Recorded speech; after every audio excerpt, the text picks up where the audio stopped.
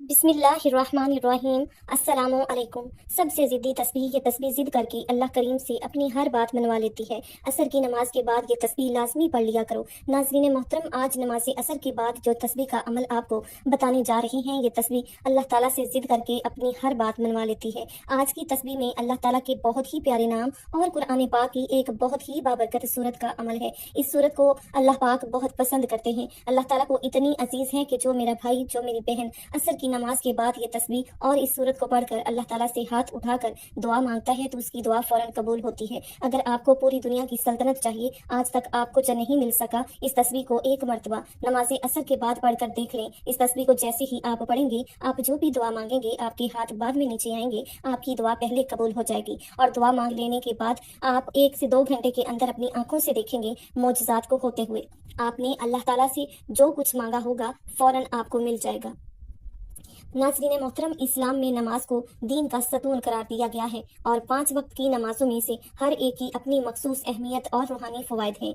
नमाज असर दिन के ढलते में अदा की जाने वाली नमाज है जो एक मुसलमान को दुनियावी मशगूलियात के दरमियान अल्लाह ताला की याद की तरफ वापस लाती है। इस नमाज की अहमियत, फजीलत और बरक़ात बेशुमार हैं जिनका जिक्र कुरान और हदीस में मुतअद्दिद मकामात पर हुआ है। नमाज असर का वक्त उस वक्त में होता है जब दिन की गर्मी अपने अरूज की शिद्दत को कम करती है। ये वो वक्त है जब इंसान दुनियावी मशागल में सबसे ज्यादा मसरूफ होता है। ऐसे वक्त में अल्लाह ताला के हुक्म की तामील करते हुए नमाज अदा करना तकवा, अखलास और बंदगी की आला मिसाल है। ये नमाज हमें ये याद दिलाती है कि दुनियावी कामों के बीच भी रब से राब्ता कायम रखना जरूरी है। नबी करीम सल्लल्लाहु अलैहि वसल्लम ने फरमाया, पहली चीज जिसका हिसाब क़यामत के दिन बंदे से लिया जाएगा वो नमाज है। अगर नमाज दुरुस्त हुई तो बाकी अमाल भी दुरुस्त होंगे। ये हदीस इस बात पर रोशनी डालती है कि नमाज, खसूसन वक्त की पाबंदी के साथ अदा की गई नमाजें, इंसान के तमाम अमाल की कबूलियत का जरिया है। रसूलुल्लाह सल्लल्लाहु अलैहि वसल्लम ने फरमाया, जो शख्स गर्मी की शिद्दत के बावजूद नमाज असर अदा करेगा,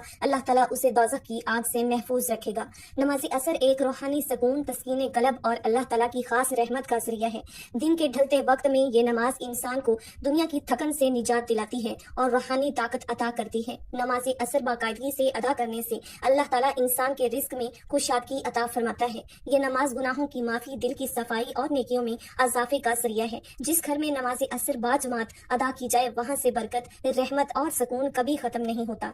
हजरत अली रजी अल्लाह तआला अन्हु फरमाते हैं, जो शख्स नमाज असर का एहतमाम करता है, अल्लाह ताला उसके दिल को नूर से भर देता है और उसकी जिंदगी में सुकून और करार अता फरमा देता है। नमाज जोहर न सिर्फ जिस्मानी सुकून का बाहिस बनती है बल्कि रूहानी बुलंदी का भी जरिया है। ये नमाज हमें याद दिलाती है कि दुनिया की मसरूफियात चाहे जितनी भी हों, अल्लाह ताला से ताल्लुक सबसे बढ़कर है। अगर हम इस नमाज का एहतमाम करेंगे तो दुनिया और आखिरत दोनों में कामयाबियां हमारा मुकद्दर बनेगी। नाज़रीन, आजकल हमारे जवाल की एक बहुत बड़ी वजह, हमारी नाकामी की एक बड़ी वजह ये भी है कि हमने अल्लाह और अल्लाह के नबी सल्लल्लाहु अलैहि वसल्लम का बताया हुआ रास्ता छोड़ दिया है और दुनिया के पीछे ऐसे भाग रहे हैं। न फर्ज नमाजों की फिक्र है, न तलावत कुरान की फिक्र है, न सदका खैरात की फिक्र है, ना ही जिक्र अस्कार और तस्बीहात की फिक्र। और बाद में हम परेशान रहते हैं और इधर उधर हम गिला शिकवा करते हैं कि हमें क्या हो रहा है, हमारे साथ हमारी जिंदगी क्या कर रही है। जिंदगी दिन ब दिन दुश्वार होती जा रही है। दोस्तों, इस्लाम एक मुकम्मल ज़ाब्ता हयात है जो इंसान की जिंदगी के हर पहलू की रहनुमाई करता है।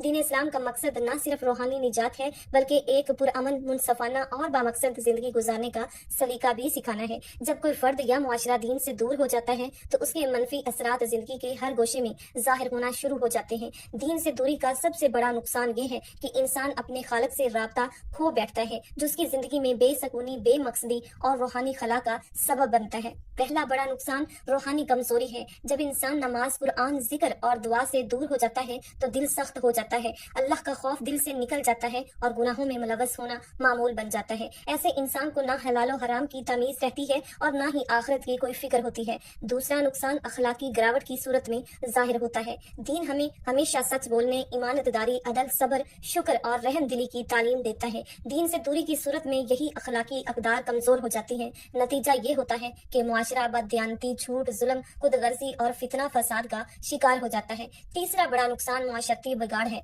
जब फर्द दीनी तालीमात को छोड़ देता है तो उसका असर पूरे मुआशरे पर पड़ता है। खानदान टूट फूट का शिकार हो जाते हैं, रिश्तों में दरारें आ जाती हैं, वालिदैन की नाफरमानी बढ़ जाती है और मुआशरती रब्त कमजोर زور پڑنے لگتے ہیں۔ چوتھا نقصان نفسیاتی بیماریوں کی صورت میں ظاہر ہوتا ہے۔ جو دل اللہ تعالیٰ کی یاد سے غافل ہوتا ہے وہ وسوسوں، پریشانیوں، بے چینی اور ڈپریشن میں مبتلا ہو جاتا ہے۔ قرآن مجید میں فرمایا گیا، خبردار، اللہ کے ذکر سے ہی دلوں کو اطمینان حاصل ہوتا ہے۔ پانچواں بڑا نقصان آخرت کی تباہی ہے۔ دین سے دوری کا سب سے بڑا اور ابدی نقصان یہ ہے کہ انسان اپنے رب کے حضور ناکام ہو جاتا ہے۔ جو شخص دنیا میں اللہ اور اس کے رسول صلی اللہ علیہ وآلہ وسلم کے احکامات سے غافل رہا، وہ قیامت کے دن اللہ کی رحمت سے محروم ہو سکتا ہے۔ تو ہمیں چاہیے کہ دین سے تعلق مضبوط کریں، نماز قائم کریں، قرآن کی تلاوت کریں، علم دین حاصل کریں اور اپنی زندگی کو اسلامی تعلیمات کے مطابق ڈھالیں۔ یہی دنیا اور آخرت کی کامیابی کا راستہ ہے۔ تو ناظرین، اس مشکل وقت سے نکلنے کا ایک راستہ آپ کو بتاتی ہوں۔ اگر آپ نے اس پر عمل کر لیا تو ساری زندگی آپ اس بندہ ناچیز کو دعائیں دیں گے۔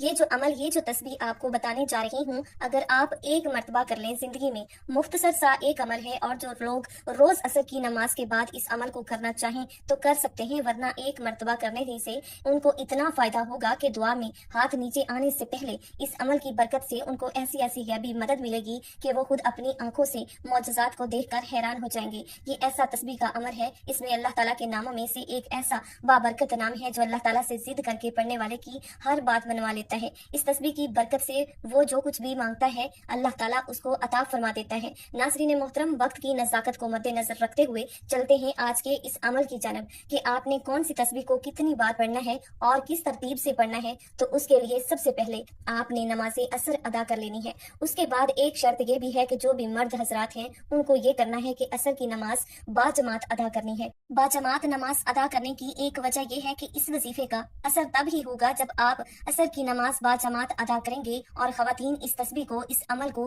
گھر میں کر سکتی ہیں، ان کے لیے کوئی پابندی نہیں ہے۔ لیکن مردوں میں ایک کوتاہی ہے۔ آج کل معاشرے میں جو دکھ رہی ہے کہ جو مرد حضرات ہیں وہ زیادہ تر سستی کی وجہ سے مسجد کی طرف نہیں جاتے۔ ابھی اس عمل کو کرنے سے پہلے آپ جو مرد حضرات ہیں انہوں نے یہ کوشش کرنی ہے کہ 5 وقت کی جو نماز ہے وہ باجماعت ادا کرنی ہے، اور عصر کی نماز ادا کرنے کے بعد آپ اس تسبیح کو پڑھیں گے۔ انشاءاللہ تعالیٰ اس تسبیح کے فائدے، برکتیں آپ اپنی آنکھوں سے دیکھنا شروع کر دیں گے۔ تو جب آپ نے عصر کی نماز باجماعت ادا کرنی ہے تو اس کے بعد ایک دعا ہے جو فرض نماز کے بعد باجماعت نماز ادا ہوتی ہے تو سب ہاتھ اٹھا کر مانگتے ہیں، وہ دعا آپ نے مانگنی ہے۔ اس کے بعد آپ نے یہ عمل کرنا ہے، اور پھر آپ نے جو ایک ذاتی دعا ہے اس کے لیے ہاتھ اٹھانے ہیں۔ اس کے لیے عمل کا طریقہ کار سن لیں۔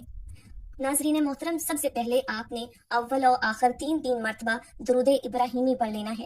ثواب کے لیے ایک مرتبہ میرے ساتھ بھی درود ابراہیمی پڑھ لیجئے گا۔ اللہم صلی علی محمد وعلی آل محمد کما صلیت علی ابراہیم وعلی آل ابراہیم انک حمید مجید۔ اللہم بارک علی محمد وعلی آل محمد کما بارکت علی ابراہیم وعلی آل ابراہیم انک حمید مجید۔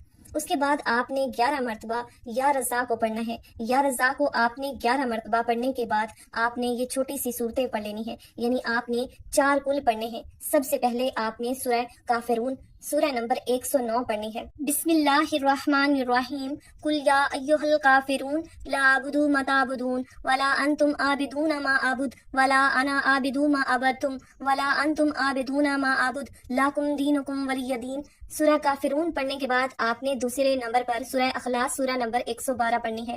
بسم اللہ الرحمن الرحیم، قل هو اللہ احد اللہ الصمد لم یلد ولم یولد ولم یکن لہ کفوا احد۔ پھر تیسرے نمبر پر آپ نے سورہ فلق سورہ نمبر 113 پڑھنی ہے۔ بسم اللہ الرحمن الرحیم، قل اعوذ برب الفلق من شر ما خلق ومن شر غاسق اذا وقب ومن شر النفاثات فی العقد ومن شر حاسد اذا حسد۔ اور پھر چوتھے نمبر پر سورہ ناس سورہ نمبر 114 پڑھنی ہے۔ بسم اللہ الرحمن الرحیم، قل اعوذ برب الناس مالک الناس الہ الناس من شر الوسواس الخناس الذی یوسوس فی صدور الناس من الجنۃ والناس۔ جب یہ 4 کل آپ ایک مرتبہ پڑھ لیں تو اس کے بعد آپ نے 3 مرتبہ پھر سے درود ابراہیمی پڑھ لینا ہے۔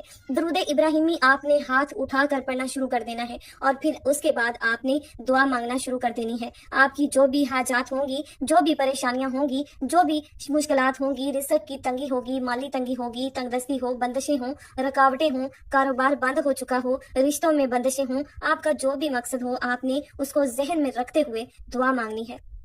دعا مانگنے کے بعد ایک مرتبہ آپ نے سورہ مزمل پڑھنی ہے۔ سورہ مزمل پڑھتے دوران آپ کا جو بھی مقصد ہو اس کو اپنے ذہن میں رکھیں۔ اس عمل کو پڑھتے دوران آپ نے مکمل یکسوئی اور توجہ کے ساتھ کامل یقین کے ساتھ اس کو پڑھنا ہے۔ عمل کو پڑھنے کے بعد آپ نے کسی کے ساتھ کوئی بھی بات نہیں کرنی اور نہ ہی کوئی آپ کے ساتھ بات کرے۔ اب جو بھی مقصد آپ کا ہو اس کو ذہن میں رکھ کر اس عمل کو کریں گے، انشاءاللہ تعالیٰ آپ کی بگڑی بن جائے گی، آپ کے معاملات حل ہو جائیں گے، جو بھی آپ کا مقصد ہوگا وہ پورا ہو جائے گا۔ اللہ پاک آپ کو ایک ہی بار یہ عمل کرنے کی برکت سے ایسا نواز دے گا آپ سوچ بھی نہیں سکتے۔ جو ترتیب بتائی گئی ہے اسی ترتیب کے ساتھ باجماعت نماز پڑھنی ہے، اس کے بعد نماز کی دعا میں شریک ہونا ہے، پھر آپ نے اپنا عمل شروع کرنا ہے جس طرح آپ کو عمل بتایا گیا ہے اسی ترتیب اور اتنی ہی تعداد میں آپ نے اس عمل کو کرنا ہے۔ اس کے بعد سورہ مزمل آخر میں پڑھ لیں، پھر آپ نے اللہ تعالیٰ کے ایک بہت ہی بابرکت نام کی تسبیح پڑھنی ہے، یا واسیو۔ یہ اللہ تعالیٰ کے صفاتی ناموں میں سے ایک نہایت ہی بابرکت اور پر اثر نام یا واسیو ہے۔ اس مبارک نام کا مطلب ہے اے وسعت والا، اے کشادگی اور فراغی دینے والا۔ یہ نام قرآن مجید میں بھی متعدد مقامات پر آیا ہے، جیسے کہ ان اللہ واسع العلیم،